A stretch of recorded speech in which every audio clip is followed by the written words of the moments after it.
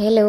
അപ്പോൾ ഞാൻ ഇന്ന് 9:30 ആയപ്പോൾ പഠിക്കാനായിരുന്നു. 9:30 ആയപ്പോൾ കറണ്ട് അഫെയേഴ്സാണ് പഠിച്ച് തുടങ്ങിയത്. കറണ്ട് അഫെയേഴ്സ് കുറച്ച് എഴുതിയെടുത്ത് പിന്നെ അത് പഠിച്ച് പിന്നെ അതൊന്ന് ഞാനൊരു ഷോർട്ട് വീഡിയോ ആയിട്ട് ഇടലുണ്ട്. അപ്പോൾ അതൊന്ന് എഡിറ്റ് ചെയ്ത് അപ്ലോഡ് ചെയ്തു. അതിനുശേഷം പിന്നെ ഞാൻ ഇപ്പോൾ പ്രീവിയസ് ഇയർ ബുക്ക് പഠിക്കാനായിട്ട് സ്റ്റാർട്ട് ചെയ്യുകയാണ്. എൻ്റെ ഫസ്റ്റ് ക്വസ്റ്റ്യൻ പേപ്പറിൻ്റെ വിത്ത് എക്സ്പ്ലനേഷൻ അടക്കം കംപ്ലീറ്റ് ആയിട്ടോ. അപ്പോൾ ഞാനിന്ന് സെക്കൻഡ് ക്വസ്റ്റ്യൻ പേപ്പറാണ് സ്റ്റാർട്ട് ചെയ്യുന്നത്. അപ്പോൾ ഇതിൽ എക്സ്പ്ലനേഷൻ എന്ന് പറയുമ്പോൾ ഒരുപാടുണ്ട് കേട്ടോ. NCERT CERT ഫാക്ട്സ് അടക്കം കുറേ ഡീറ്റെയിൽ ആയിട്ട് കൊടുത്തിട്ടുണ്ട്. അപ്പോൾ നമ്മൾ ഒരു ടോപ്പിക്കായിട്ട്, അതായത് ടോപ്പിക് ബേസ് ആയിട്ട് പഠിക്കുന്നതിനേക്കാളും ഇങ്ങനെ പഠിക്കുമ്പോൾ ഒരുപാട് ടോപ്പിക്കുകൾ കവർ ചെയ്ത് പോയൊരു ഫീൽ ഉണ്ട്. നമ്മൾ എന്തൊക്കെയോ പഠിച്ചു എന്നുള്ളൊരു കോൺഫിഡൻസൊക്കെ കിട്ടുന്നുണ്ട്. ഇന്നിപ്പോൾ വയ്യാത്ത ദിവസമായതുകൊണ്ട് ബെഡിലിരുന്ന് തന്നെയാണ് പഠനമൊക്കെ. ബെഡിലിരുന്ന് പഠിക്കുമ്പോൾ സാധാരണ ഒരു ഉഴപ്പ് മൈൻഡ് നമുക്ക് തോന്നും. പക്ഷേ നമ്മൾ എണീറ്റിരുന്ന് നല്ല ചാരി ഒന്നും ഇരിക്കാതെ സ്ട്രൈറ്റ് ആയിട്ട് തന്നെ ഇരുന്ന് പഠിക്കുകയാണെന്നുണ്ടെങ്കിൽ കുഴപ്പമുണ്ടാവില്ല.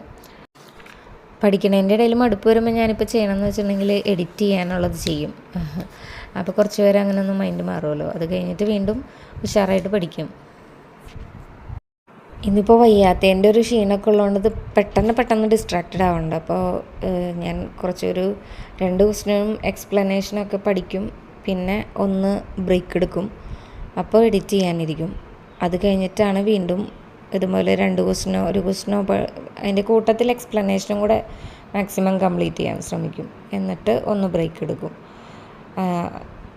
അതല്ലെങ്കിൽ പിന്നെ നമ്മൾക്ക് ഒറ്റയടിക്കിരുന്ന് പഠിച്ച് ഒന്നും കയറാത്ത പോലെ ഒരു ഫീല് വരും. അപ്പോൾ ഓരോ പ്രാവശ്യം ഒരു കുഞ്ഞ് ബ്രേക്ക് എടുക്കുമ്പോഴും വീണ്ടും പഠിച്ചു തുടങ്ങുമ്പോൾ ഭയങ്കര ഫ്രഷ് ഫീലായിരിക്കുള്ളൂ. കണ്ടിന്യൂസ് ആയിട്ട് ഇങ്ങനെ പഠിച്ചുകൊണ്ടിരിക്കുമ്പോൾ ഭയങ്കര പെട്ടെന്ന് ബേസ്റ്റ് ഔട്ടായി പോകും. ഇന്നിപ്പോൾ ഞാൻ മോർണിംഗ് 9:30 മുതൽ നൈറ്റ് 11:30 വരെ പഠിക്കാമെന്നാണ് വിചാരിച്ചിരിക്കുന്നത്. അപ്പോൾ പണികളൊക്കെ വരുന്നത് ഇടയിലൊരു ബ്രേക്ക് ടൈം എടുത്ത് കുറേശ്ശെ ആ ബ്രേക്ക് ടൈമിൽ ചെയ്യാമെന്ന് വിചാരിക്കുന്നു. കുട്ടികൾ സ്കൂൾ വിട്ട് വന്നു കഴിഞ്ഞാൽ എന്തായാലും കുറച്ചധികം ടൈം ഇടയിൽ പോവും. അപ്പോൾ അതൊക്കെ ബ്രേക്ക് ടൈമിൽ കൂട്ടിയിട്ട് അങ്ങനെ കോമ്പൻസേറ്റ് ചെയ്ത് പോകാമെന്നാണ് വിചാരിക്കുന്നത്.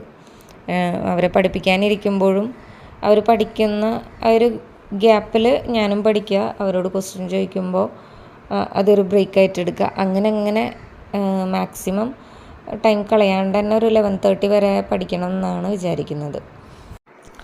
സംഘകാലം റിലേറ്റഡ് ക്വസ്റ്റ്യൻസ് പഠിച്ചുകൊണ്ടിരുന്നപ്പോഴേ അതിൽ നമ്മൾ റാങ്ക് ഫയലൊന്നും വായിക്കാത്ത കുറേ പുതിയ പോയിൻറ്റ്സ് ഇതിൽ നിന്ന് കിട്ടി.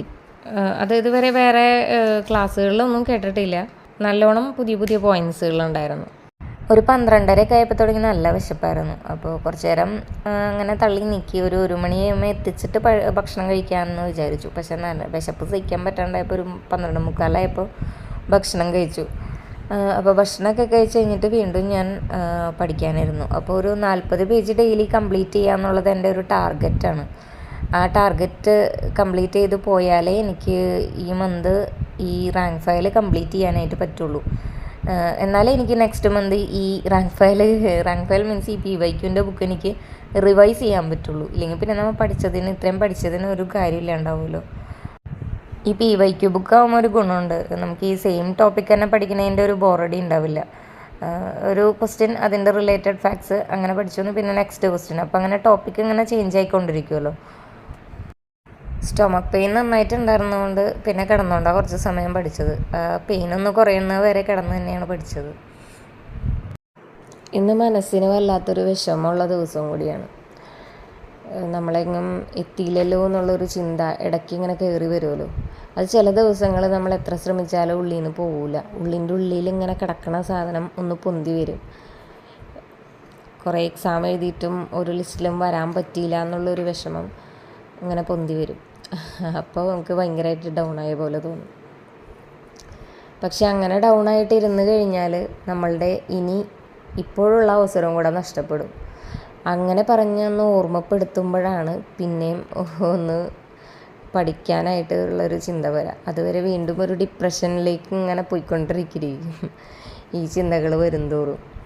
എത്ര ശ്രമിച്ചാലും അതിങ്ങനെ ഉള്ളിൽ നിന്ന് പോവില്ല. അത് നമുക്കൊരു ജോലി കിട്ടണം. ആ ഒരു ചിന്ത അതിനൊരു സൊല്യൂഷൻ വേണമെന്നുണ്ടെങ്കിൽ ഒരു ജോലി തന്നെ കിട്ടണം. അപ്പോൾ തളർന്നു പോകരുത്. തളർന്നു പോവാതെ പഠിച്ചുകൊണ്ടേയിരിക്കുക. ഒരു കാര്യത്തിന് വേണ്ടിയിട്ട് നമ്മൾ അത്രയും കഷ്ടപ്പെടുന്നുണ്ടെങ്കിൽ, അത്രയും ആഗ്രഹിക്കുന്നുണ്ടെങ്കിൽ ഒരിക്കലും എന്തായാലും ദൈവം കൈവിടിയില്ല.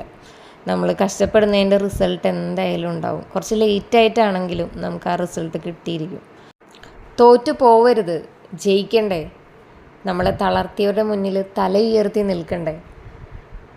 നമ്മളെക്കൊണ്ട് വിചാരിച്ചാൽ നടക്കാത്തതൊന്നുമില്ല.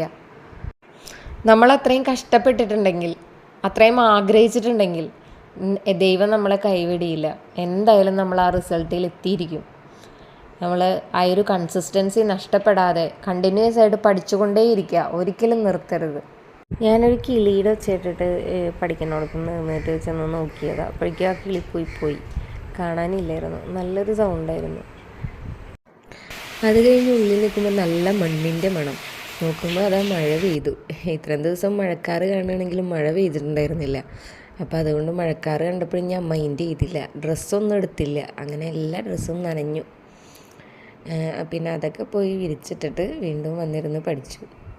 കുട്ടികൾ വരാനായപ്പോൾ ഞാൻ ഇവരെയും വെയിറ്റ് ചെയ്ത് ഇറയിൽ തന്നെ നിൽക്കുമായിരുന്നു. കാരണം ആ സമയത്തും മഴയുണ്ട്, മഴയേക്കാളധികം നല്ല ഇടിമിന്നലും ഉണ്ടായിരുന്നു. അവരാണെങ്കിൽ കുടയും എടുത്തിട്ടില്ല. മഴ പ്രതീക്ഷിക്കുന്നില്ലല്ലോ ഇങ്ങനെ പെയ്യുമെന്ന്.